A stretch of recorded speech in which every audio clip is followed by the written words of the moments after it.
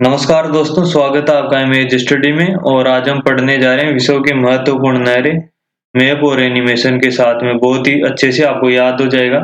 कई बार यार है तो इजी, लेकिन कई बार हमें याद इसी वजह से नहीं हो पाती क्योंकि हमें पता ही नहीं रहता कि एक्चुअली में लोकेशन कैसे कहाँ। जैसे क्वेश्चन आ जाएगी, बताइए आप अल्बर्ट नहर कहाँ है, तो आप जब तक नहीं बता पाएंगे जब तक इसकी लोकेशन हमें नहीं पता होगी।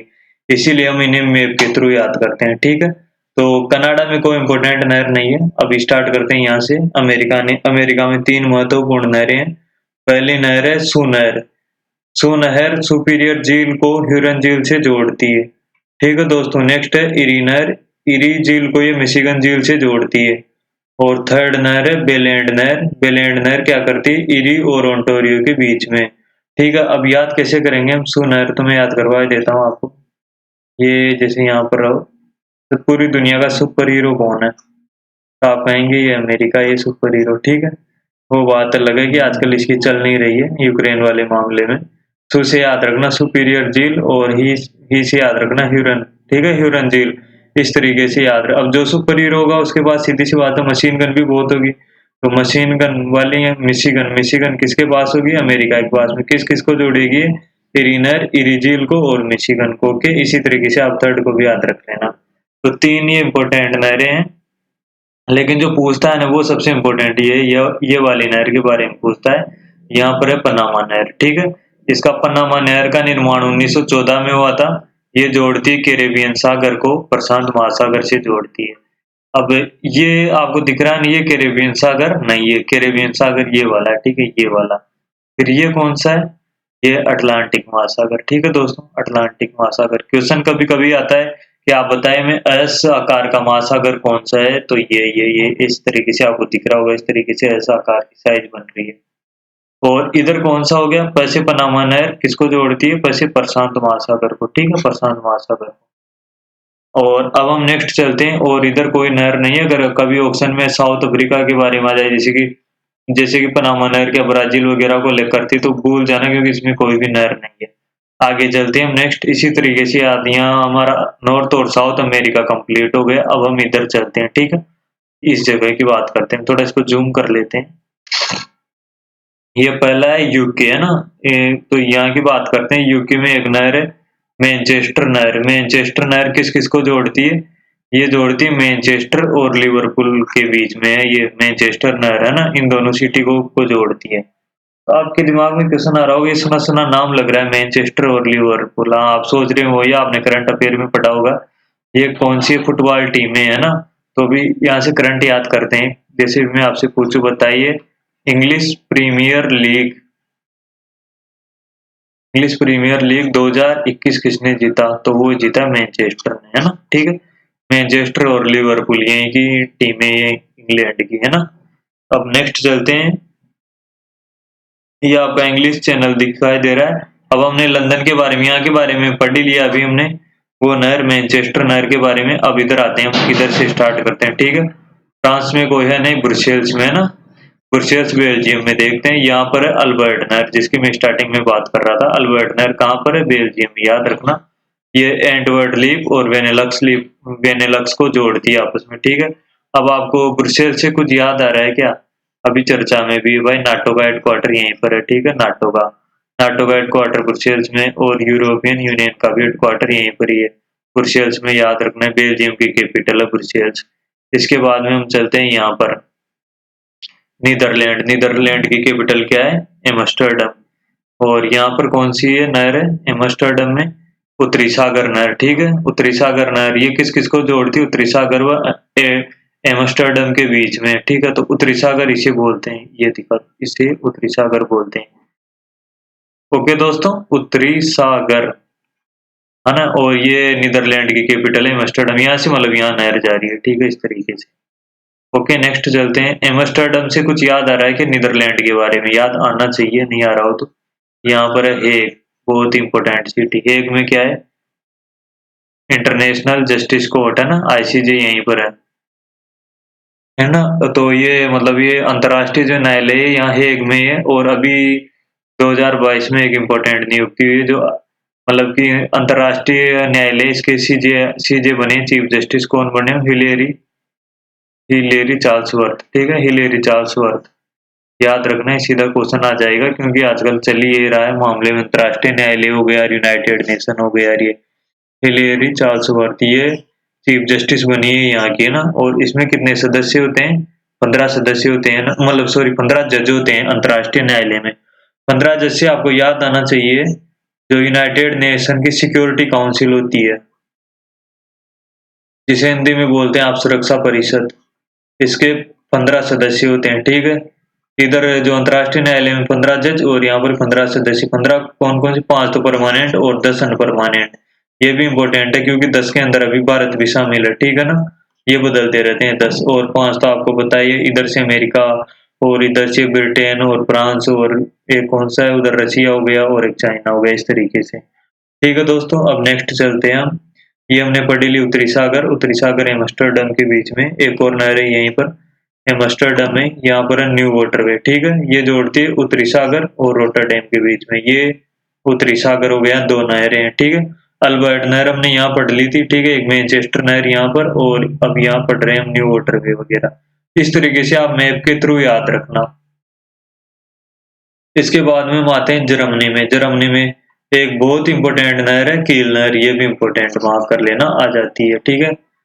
कील कहाँ पे ठोकते हैं? बाल्टी में, इस तरीके से याद रख लेना ना। तो ये कौन सा सागर है? ये बाल्टिक सागर है ना, बाल्टिक सागर। और इन देशों को क्या बोलते हैं? स्कैंडिनेवियाई देश, है ना, स्कैंडिनेविया, है ना, ये कंट्रीज है। और नॉर्वे, स्वीडन से कुछ याद, पहले इसके बारे में जान लेते हैं। कील नहर इस जगह पे है ना, ये जर्मनी में, यहाँ से ये किस किस को पार कराती है? ये बाल्टिक सागर को इससे जोड़ती है उत्तरी सागर से, मैंने आपको पहले ही बताया था, ये उत्तरी सागर है ना, इन दोनों को जोड़ेगी ये नहर, है ना, कील नहर। बाल्टिक सागर और उत्तरी सागर को कील नहर जोड़ती है, ठीक है दोस्तों, उम्मीद है आपको समझ में आ रहा होगा। और नॉर्वे की कैपिटल क्या है? ओस्लो, है ना, ओस्लो। और स्वीडन की स्टॉकहोम, जो आपके नोबेल प्राइज दिए जाते हैं ना, वो यहीं पर दिए जाते हैं स्वीडन में। नोबेल प्राइज कितने सब्जेक्ट में दिए जाते हैं, कितने चीजों में? 6 नोबेल प्राइज दिए जाते हैं, जिसमें से 5 तो स्वीडन में दिए जाते हैं, स्वीडन कैपिटल स्टॉकहोम।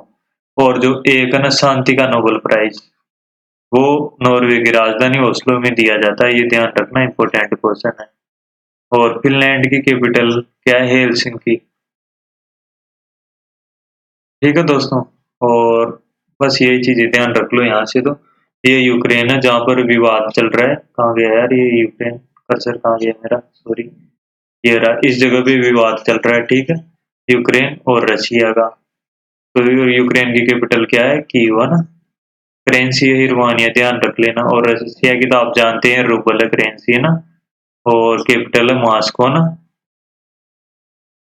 दोस्तों अगर आपको ये पता नहीं हो कि मतलब इनके बीच में लड़ाई किस चीज की चल रही है, तो मैंने 5 मिनट का वीडियो अपलोड किया है इनके बारे में, रशिया और यूक्रेन विवाद के बारे में, आपको एकदम क्रिस्टल क्लियर हो जाएगा। आपको उसका लिंक मैं नीचे दे दूंगा डिस्क्रिप्शन में, क्रिस्टल एकदम आपको पता चल जाएगा मतलब मेन जड़ क्या है लड़ाई करने की। फिर नेक्स्ट चलते हैं हम। अब चलते हैं स्वीडन में। स्वीडन में एक नहर है सिर्फ, वो है गोटा नहर, ठीक है, गोटा नहर। गोटा नहर से याद रख लेना, गुटेनबर्ग और स्टॉकहोम के बीच में इन दोनों को जोड़ती है गोटा नहर। स्टॉकहोम क्या है? स्वीडन की कैपिटल, और गुटेनबर्ग आपको याद रह ही जाएगा, गोटा से गुटेनबर्ग, ठीक है दोस्तों। ये यूरोप की नहरें इधर वाली कंप्लीट हो गई। अब देख लेते हैं एक इम्पोर्टेंट नहर रशिया की। रशिया में वोल्गा डॉन नहर, वोल्गा डॉन नहर, ठीक है, ये जोड़ती है रोस्टोव और स्टालिन ग्रांड के बीच में रशिया में। और कभी कभी मतलब सीधा सीधा क्वेश्चन आ जाता है, आप हमें बताइए यूरोप की सबसे बड़ी नदी कौन सी है, तो वो हो जाएगी वोल्गा, ठीक है दोस्तों। आप सोचेंगे यार ये वोल्गा है तो इसकी रशिया में से गुजर रही है, मतलब ये रशिया तो एशिया का पार्ट है ना। लेकिन एक बात बता दूं, रशिया इतना बड़ा है कि एशिया और यूरोप दोनों महाद्वीपों में फैला हुआ सिर्फ और सिर्फ एकमात्र देश है, वो है रशिया, ठीक है दोस्तों। आगे चलते हैं। इधर थोड़ी बहुत आप अंडरस्टैंडिंग कर लो। ये प्रशांत महासागर, उत्तरी प्रशांत और दक्षिणी उत्तरी अटलांटिक, ये अटलांटिक महासागर, यहाँ पर कैरेबियन सागर है, मैंने बताया था आपको, आर्कटिक, और नीचे नीचे आप चल जाओगे तो अंटार्कटिक आ जाएगा। इधर हिंद महासागर और प्रशांत महासागर, ठीक। अब जो हम बात करने जा रहे हैं ना, अगर इस चैप्टर की सबसे इम्पोर्टेंट बात, तो ये यही वाली है। ये यहाँ पर एक नहर निकल रही है, समझ रहे हो कौन सी नहर है? बताइए आप। स्वेज नहर, सबसे इम्पोर्टेंट नहर है स्वेज। 3-4 इम्पोर्टेंट है, बाकी कोई एक बार देख लेना। एक तो आप पनामा दिमाग में रखना, ठीक है, जो कैरेबियन और प्रशांत को ऐड करती है, और एक ये स्वेज नहर है ना, और एक इधर से अल्बर्ट नहर देख लेना, और वोल्गा। तो आपको ये 2-3 से ज्यादातर क्वेश्चन आते हैं, ठीक है।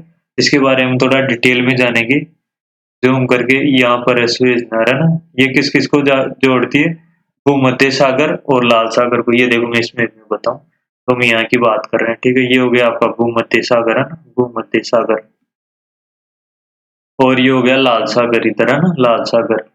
थोड़ा इसको है ना, हम ध्यान रखना, हम यहाँ की बात कर रहे हैं, ठीक है। इसको बड़े मैप में देखते हैं इस जगह को, ये देखिए आप। तो ये लाल सागर और ये इधर भूमध्य सागर, यहाँ से मतलब ये नहर निकली हुई है, ठीक है। तो ये स्वेज नहर किस किस को जोड़ती है, भूमध्य सागर और लाल सागर को। निर्माण कब हुआ था, 1869 में। वैसे 1869 में एक और महत्वपूर्ण चीज हुई थी, वो क्या थी, मोहनदास करमचंद गांधी जी का जन्म, ठीक है, 1869 में। कहाँ पर, पोरबंदर, गुजरात में। और इसकी शुरुआत नहर की कब हुई थी, 1854 में। 1854 से एक याद रख लेना, 1954 में। भारत रत्न कब से दिए जा रहे हैं, ये 1954 से, ठीक है दोस्तों।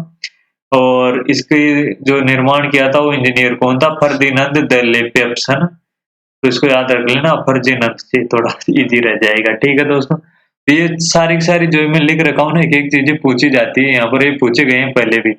निर्माण 1869 में, शुरुआत 1854 में, और इसका राष्ट्रीयकरण किया गया था, मिस्र के अंडर में आती है 1956 में।